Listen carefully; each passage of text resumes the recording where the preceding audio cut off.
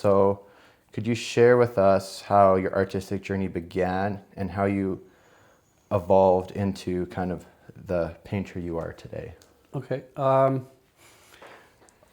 I've always done it.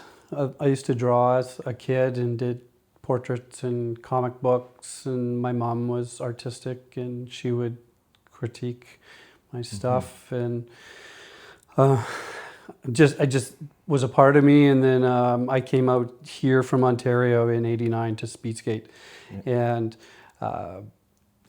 art was always kind of second. And then I had it's my grandmother's sister, all the families out here, and she just encouraged me to put a portfolio together.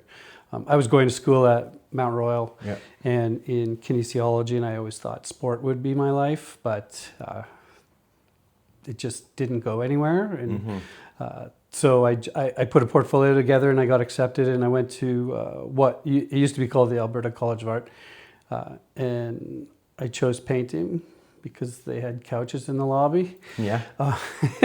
So I did that, and they couldn't.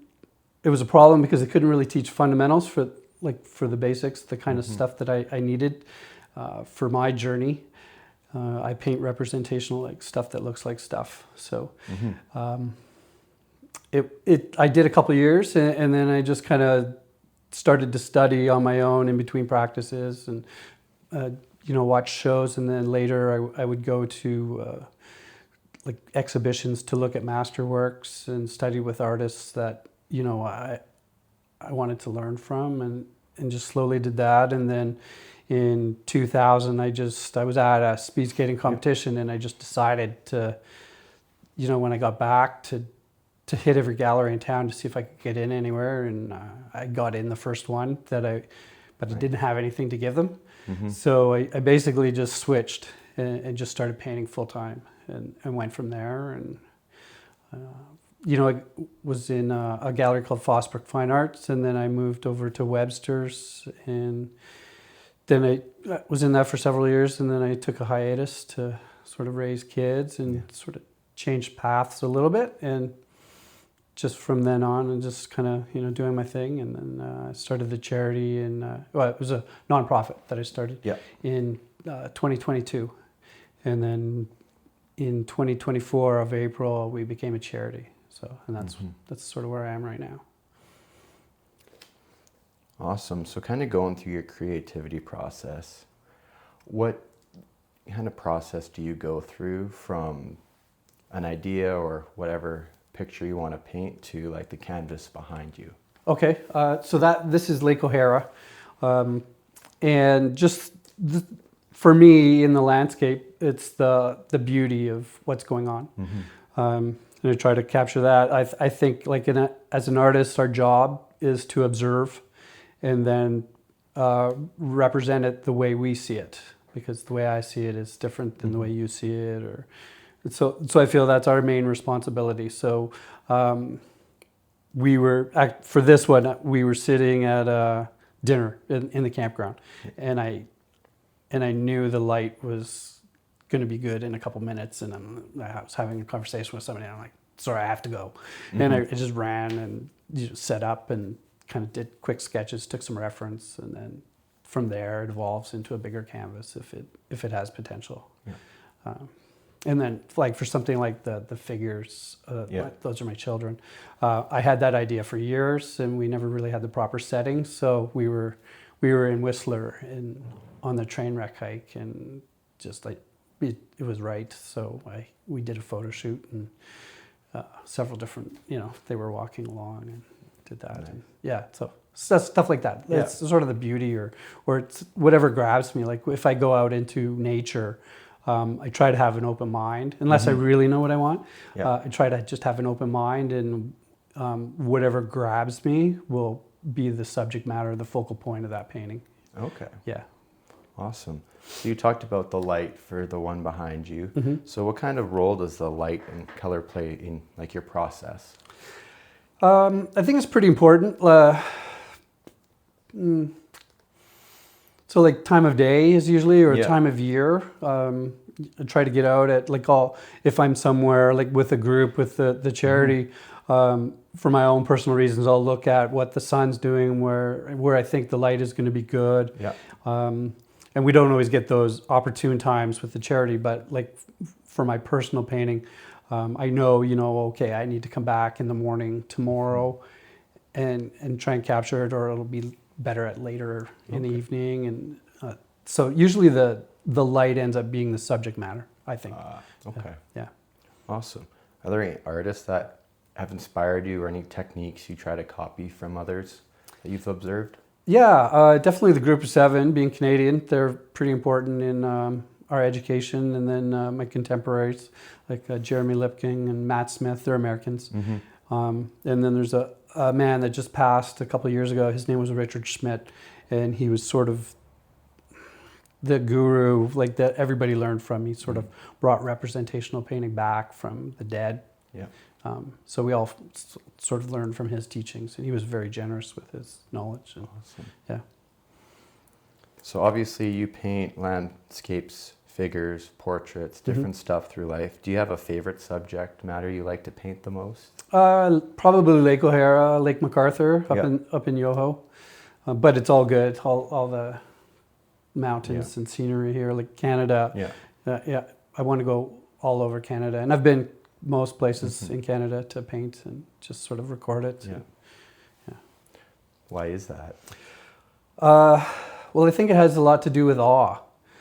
Just the awe of something bigger than yourself. And I think everybody's different. So like coming from Ontario, the water's a big part of our lives there. Yeah. And I grew up in the fruit belt, so all that Niagara escarpment and Lake Ontario and all the cottage country all through there was really important to me growing up. But then coming out here, just the Rockies in general, like they're just so gorgeous.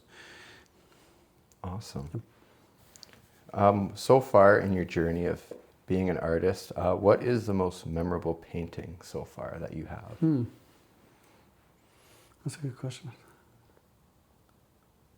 I think one I just recently did of Lake O'Hara, the shoreline, and I moved a couple little things around, but just this little tree kind of growing out of probably where it shouldn't have been, and with the backdrop of like this peninsula there, and it just really worked, and it kind of came about. Actually, the sketch for it I thought was really good, and then it's never really perfect, but that one came together really quick, and just the mood of it, that's probably the one I like the most, or the one of the kids is kind of one of my favorites. Nice. So just kind of circling back to like your inspiration and influence. So you talked about the group of seven, Jeremy Lipking, all those guys. How do you balance their art with also showcasing your own voice in your paintings? I try to learn as much from them as possible, and then put it in the me machine, and then let that sort of come out. There, like technical things, I try to look at master paintings or works and break them down and see how they did certain things technically, and then apply them to my own ideas. So little bits and pieces of everybody, I think, and then hopefully it comes out in the way that is true to me, instead of just copying somebody. Yeah, so when it comes to like challenges you face painting in like remote or hard locations, how do you overcome those different obstacles to get the sketches and photos that you need for your paintings? You try to be as prepared as possible. So like when I go out, everything has to fit into a backpack. So I have my hands free, and I have now, like, I never used to have bear spray when I was younger, because I don't know, you feel immortal, but I always carry bear spray now and have it right on me. And then over the years, I've developed a system where I can keep the paintings dry and I don't have to carry them outside the bag. And make the bag as light as possible, because before I used to just be heavy, and I was a lot stronger and younger back then, so I could hike forever and do whatever. But now it's like, oh, I'm getting older, and it's not as easy. But I just try and get there. Like, it doesn't matter where it is. Like, if I see it's good, I go there. Like, for example, the one over, there's a couple there in the middle that were done in Alaska. And the one on the right, I was standing on train tracks in sort of like in a federal park or state park. So I know it was illegal, but that was the best place. As you would understand that from photography, right? That's the best shot. So, and I had scoped it for 3 days. We were there for 3 days, and I hadn't seen a train on the tracks. So I knew it was going to be safe, and I could see a mile each way. So, it wasn't dangerous at all, but that was the best place for it. And the time of day when the tide was out and the mud flats were, yeah. Awesome. You just got to get what you got to get, Yeah, exactly. Yeah. So kind of building on like challenges and whatnot, Mm-hmm. how do you personally handle struggle? Like, let's say the painting's not coming out the way that you envisioned, or certain things aren't aligning to your set expectations. Mm-hmm. How do you mentally take that and flip it into a positive or get through that obstacle? Painting or being an artist is a roller coaster at the best of times, like even like financially and just creatively too. So like for this painting, it's probably 4 or 5 years old, and I started it and then it was going well, and then I think with COVID and then the galleries closing, there was no real reason to paint big because there weren't nowhere to put them.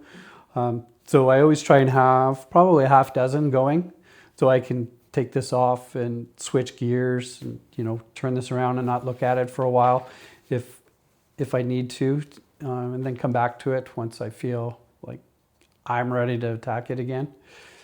So yeah, different subjects, different things going on, or if I need to just get outside, I can just grab my bag and go paint outside and recharge, or do a figure or a portrait to just keep it fresh. Or if I know I'm not going to paint well at all, I'll stretch canvas, or I'll do admin stuff or things like that. There's always something to do, but yeah. Awesome. So we're going to move into kind of like the engagement. So like, what kinds of feedbacks or reactions from collectors or viewers have kind of stayed with you from showing off your paintings? So when I was in Webster's, there's a really good story with the girl that worked in there told me that this woman would come on her lunchtime every day to look at a painting of mine, and she would sort of eat lunch in front of it. I just thought that was awesome, like that it hit somebody that way. And then she asked if we could set up a payment plan because the girl wanted to buy it, but she couldn't afford it, or what. And we did that. So, and she got it. So that was, to me, that's why I do it, because you have to have the faith that, like, I have to paint for me, but I have to have the faith that somebody out there will like it eventually. And they don't always sell and they don't always work, but you kind of do the best work you can when you do it. And, I'll look back at stuff and see things that I might want to change, but there's a resistance to do that and let them be. Is that the answer to the question? Yeah. Or yeah, did I stray? Yeah, that's great. So kind of building off that faith, how do you believe art like yours, which is like rooted in like landscape and emotion and all of that, can impact like a community or different causes like your charity or our celebration of sport event that we have going on? I think in general, it's, as far as nature, it's the awe of being in nature, something that's bigger than us. And so I like for the charity, I try to get out places that are just beautiful. We have a lot of beautiful parks in the city, and personally, I think getting to the mountains is better, but people are attracted to water and things. So just being in that surrounding, and I think we're slowly losing our landscapes. we have a great national park set up here, so hopefully that doesn't change too much. But so not everybody can get out to those things, or like I have a collector in Saskatoon who collects Lake O'Hara stuff, and they've been there, families, and those paintings touch memories in their families. So I think that stuff's really cool. Like emotionally, like music and art can hit your emotions and makes you happy. Which I think I think a painting has its own energy. It's kind of artsy fartsy, but having an original painting or in your house, I think it gives off a certain energy, so I think it's important to keep that and not just buy stuff at Walmart and that matches your couch. And that's biased, but I think that's the way it should be. Sure. So kind of diving into your charity, you want to tell us more about what it is and what kind of cause your nonprofit's serving. So the mission statement is promoting well-being through the power of nature and art. And I started it, I tried to start it before 2022, and then COVID hit, and it was supposed to be just for the military at the beginning. And then I opened it up during, we percolated the idea during COVID and to include like first responders. And now we're opening it up again a little more to marginalized youth and youth that are in trouble and need an outlet. So, and what I do is I take small groups out into nature to paint from direct observation. And that's called Plien Air painting, a French term meaning outside. So I can take 4 people out right now. The goal is to expand. The big goal is to expand into every nook and cranny in Canada that could use this, anywhere that has military or first responders. But that slowly, I want to expand maybe another 4 packs here in town, and then maybe, someplace close, and then work out that way. And in 2022, we became a non-profit, and we also got a grant from the Canada Council for the Arts, and that allowed me to purchase all the equipment. So, like if you're coming out with me, you just show up, and you don't have to bring anything, or I charge a very small amount, and so you just kind of sign up, show up, and you get to keep the painting after. And it's open to your family and your supports if you need somebody or you want somebody there with you. And I give as much or as little instruction as the person wants or needs, and basic color theory or composition. And then I just let them play. My goal is to get them in the zone and just kind of forget about their stress or whatever's going on, and so they can just focus on that. And I think that just starts a healing process. There are other things that, like equine therapy and different things like that are also great, but I want this as an option for these people to have. And I try to get them before the PTSD starts, and so it's just, they know that self-care is important. Is that good? Yeah, that's good. When it comes to like the emotion, like you said, them getting into the zone. Yeah. Do you find from your experience that helps to just kind of go through the process of grieving or whatever trauma that they're going through, or you want to explain how like painting showcases and helps out those? Yeah. So the reason I started it, because I do this a lot, and I know the mental and health benefits. It just it drops your cortisol levels, your stress, and as part of the pilot that we had to do for the Canada Council, we had to develop a survey. And so there were like 10 questions. Do you like this? Would you do it again? What was your stress level before you came here? What's your stress level now? And then so that. And like, what could we do better? How could I be better? So that really helped us tweak a few things. Like I knew that it would work because I have experience in it, but I know that everybody's not a painter, and I'm not trying to turn anybody into a painter. just kind of trying to get them to do stuff and forget about stress. And most people, like, it's overwhelmingly positive, like the feedback that I get. And then I've reached out to, there's a professor in Berkeley, and he created the Happiness Institute, and he really likes what I'm doing here, and we're working together to do some like quantitative and qualitative tests to like measure cortisol levels and sleep quality and things like that. So we can get hard data for people that are skeptics, because not everybody, like getting the police and the military out is such a chore. It's almost impossible, just because there's such a stigma for wellness. So that's one of the biggest challenges I have, is to get these groups out. I pound the pavement, go to police stations and things like that. Yeah, and it's just an ongoing battle, but I think it's worthwhile, so I keep doing it. Yeah. Perfect. So kind of flipping it, how has it shaped you starting this nonprofit from kind of a mentoring perspective? How's it shaped me? Yeah.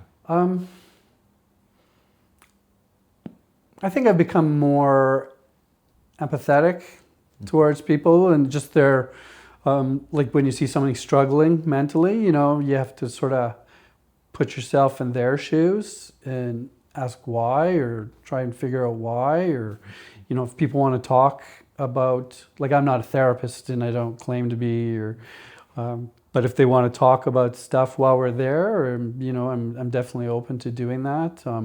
As part of this, I took a mental health first aid, and it was filled with military personnel, and so hearing their stories and the battles that they go through, mentally every day, or from traumatic experiences, and just learning from different connections through this, that, like, the average person has maybe 6 to 8 traumatic events in their lives, and first responders in the military probably have over 800.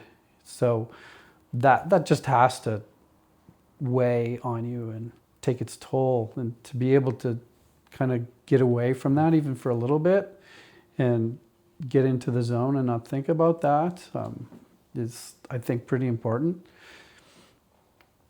Yeah, and it's just kind of, when I see people coming out and having that experience, and, if there's a group of like 3 nurses out and they kind of know each other, or they don't, and they talk and they're laughing and everything, it's great. What, makes me want to do more of it. Yeah. Awesome.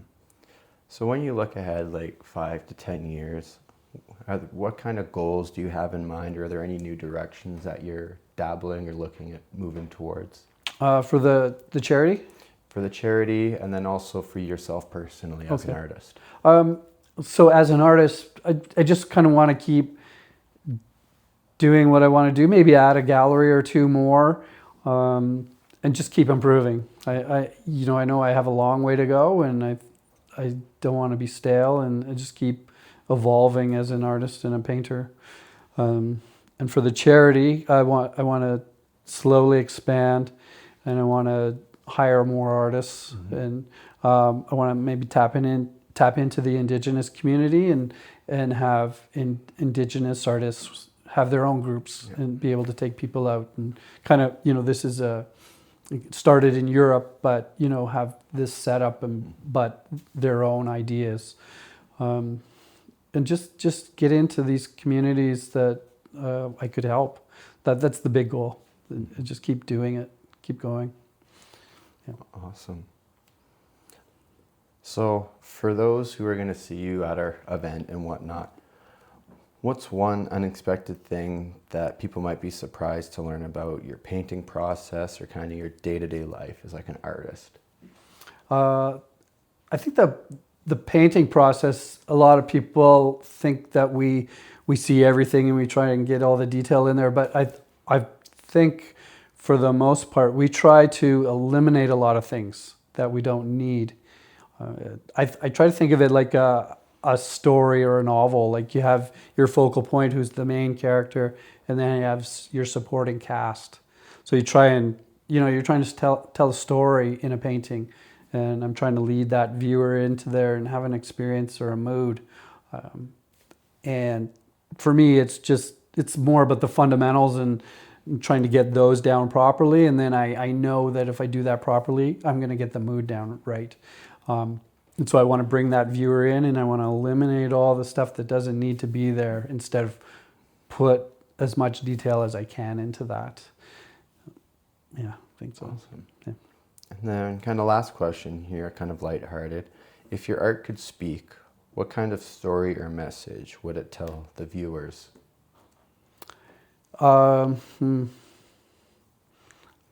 Hopefully it would say, I'm beautiful to look at. Please look at me, or take me home.